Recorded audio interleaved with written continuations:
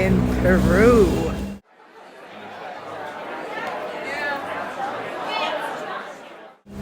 Yes, this is the Peruvian bus behind me.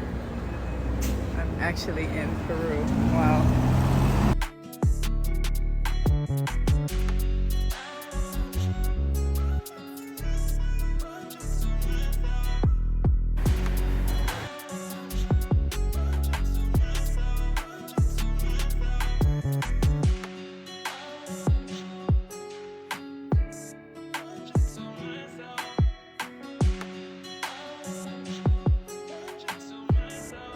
Restaurants rated with a Michelin star are a bigger deal for the restaurants than they are for a non-foodie, but it's a must-do.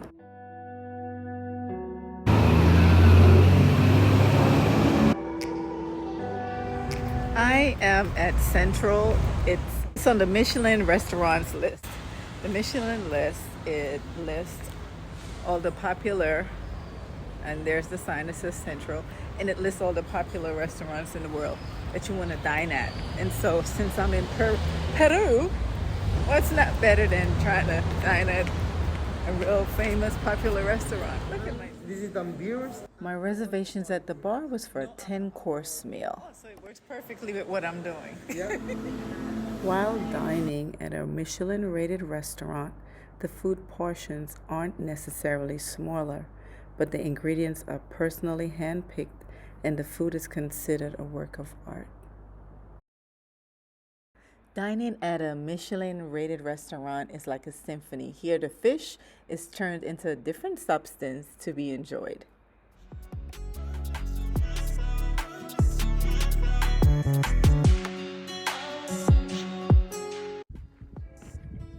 So I am in Peru, Peru.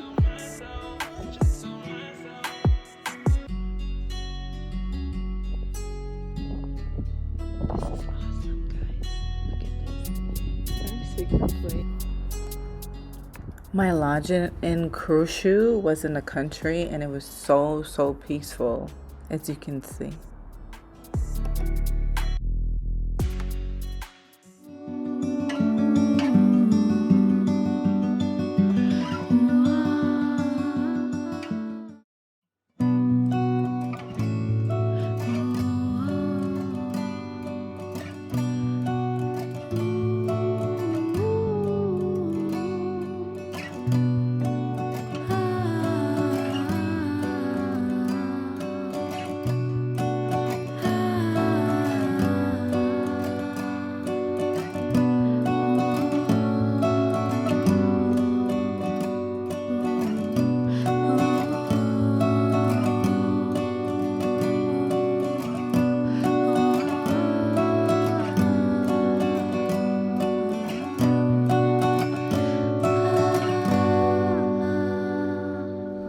So the day after my visit to Machu Picchu, I actually went to an animal sanctuary, and these are Paddington bears, like real Paddington bears. Also condors that flew over our heads. Yes.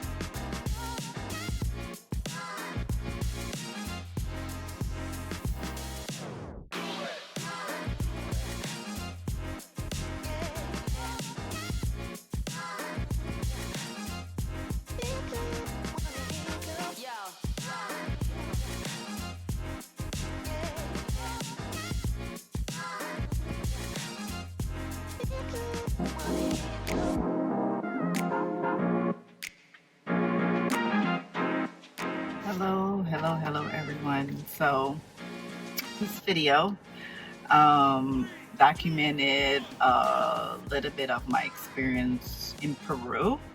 It documented a little bit of my experience with ayahuasca, whereas I didn't videotape my actual experiences.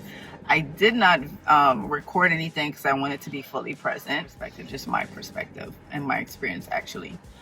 The plant medicine calls you.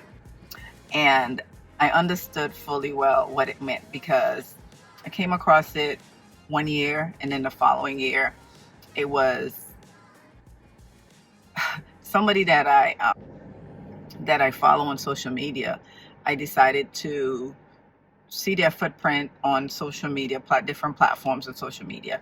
And I know it's not a coincidence that I discovered it a year ago, a year prior to that on YouTube, and then here, the year following, here's this person that I was drawn to on different social media platforms. Here they are, and they do a yearly trip. Fast forward, I communicated with the person for a good few months, maybe almost a year. And shortly thereafter, they sent me the dates to the trip. And I was like, man, I wish they had a trip in March. And they had sent me the information like in October. So the information they sent me was for the following year. And fast forward to December, shortly before that communication, I remember saying to myself, man, I wish they had another trip, because if they had another trip other than the March trip, I can definitely make it. Yes. They had added another trip. So and I did not get it all together financially to go on the trip until May. Yes. So May, I paid my money. By that time, I'd already had my flight situated. I had my, my expenses for what I was going to spend. Obviously, it's Maria, so I went way over my budget in spending.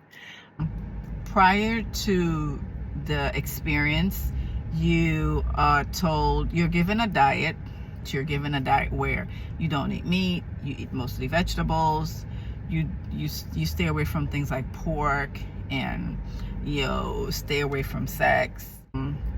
Certain things that we eat or that we do interferes with the plant medicine process. And I wanted my experience to be as pure as possible. I think the only thing for me that I had problems with staying away from was coffee, because I am an avid coffee drinker. Coffee, alcohol, meats, you have to stay away from. And so my experience, plant medicine is something I would definitely do again, because I felt like I gained clarity. The ceremonies are different. I've never done anything of that sort before with the ceremonies. There were a few times where I had people take photos of me while the Inca tribe was saying prayers over me and blessing me.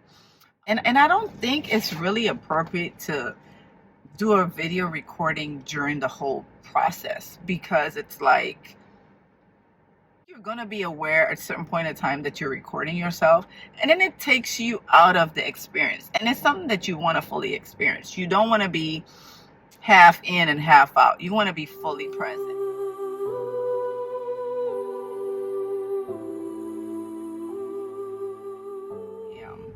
I'm seeing things unfolding with my business.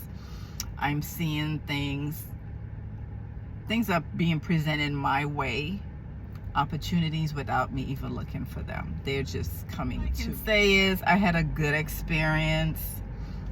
I choose to keep what I experienced as far as my downloads or the clarity that I was given spiritually. But when I took the medicine, I'll say this, when I took the medicine, actually I had a shot glass and a half of a shot glass. Yeah. When I took the first glass, I felt the medicine going through my body, and the shaman came around and he asked how I was feeling. I was like, I'm feeling good.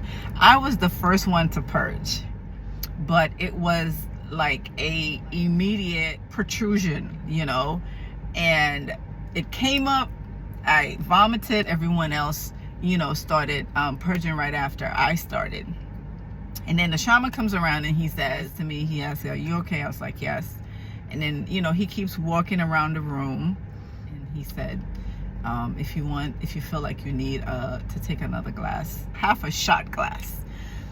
When I had the first glass, I felt the medicine. It was weird, but I felt the medicine like going through my body.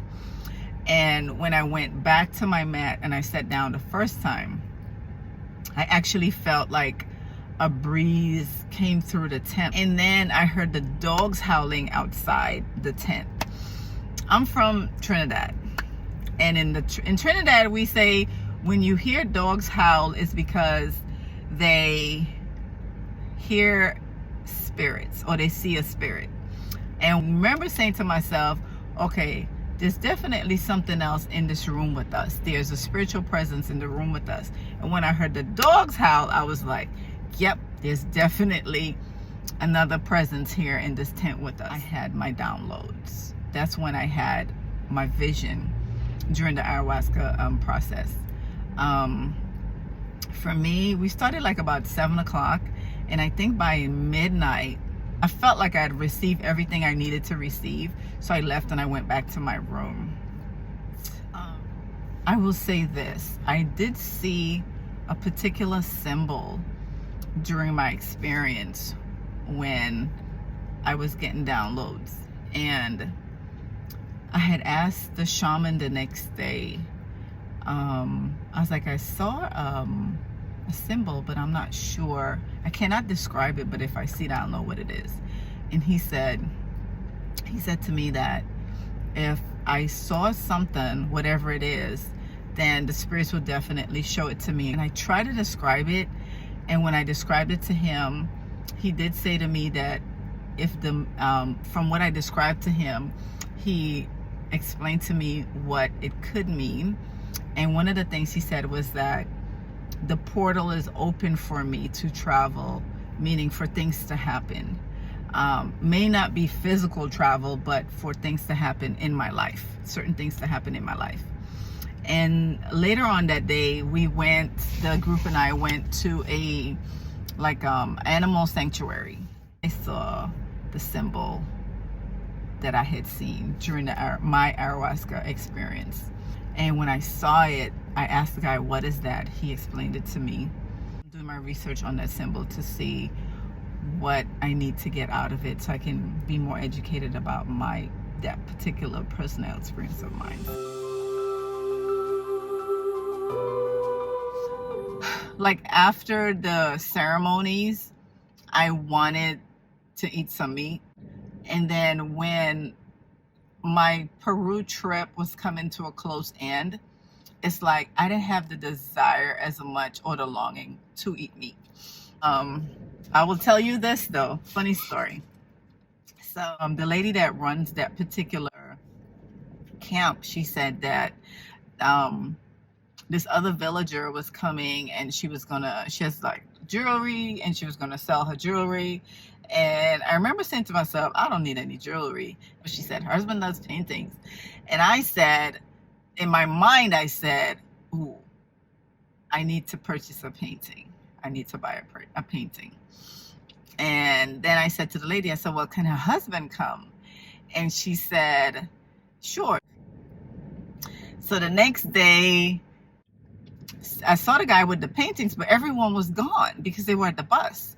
And I was standing there. I was like trying to rush out because I knew everyone had left. Almost everyone had left already. And I approached the lady and I was like, no, that's fine. I don't need any jewelry. But she gave me this. I forgot what it's called. But she gave, I think she gave everyone one of these. And right past her was her husband. And as I approached him, there were 4 paintings, canvas paintings on the floor.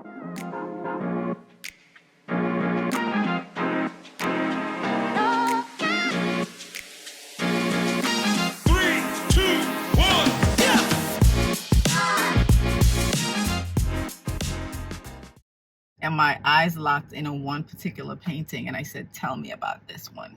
He tells me about it. He was like, this is the chakras of the body. You know, this is the male and the female bringing balance into life. By the time he was done explaining every intricate piece of this painting, you know, I had already fallen in love with the painting. I said, okay, and I paid for the painting. And then my phone alerted me this particular card made a purchase. And When I looked at the cost of the painting, I was like, oh my gosh. And I couldn't even get mad. I could not be upset because you know why? My intention was already set to make a purchase. And my intention was not set for a particular amount. My intention was set to make a purchase. So when I saw what the painting cost, I said, oh my God, obviously because I had no idea that that's what the painting cost.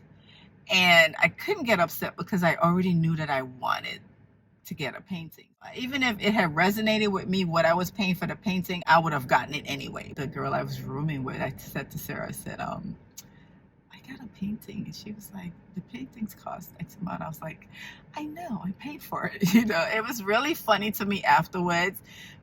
It is so amazing that when I started meditating, manifesting, and really moving into a more peaceful zone of who I'm becoming, I'm so aware of the changes that are happening to me that it is like before it was hard for me to get upset with certain things or anything. Now it's even harder. But people that meditate, people that manifest, do affirmations, we're in a total different zone. And yeah, but my experience with ayahuasca and San Pedro, I would do it again. I had an awesome experience. I had a good experience. I had a positive experience. We had music. We had a day of music healing. We had a day of breathing, which I didn't go to the breathing session, but the people that were at the breathing session said it felt like they had an emotional orgasm, you know, which I was like, wow, it was that good for them.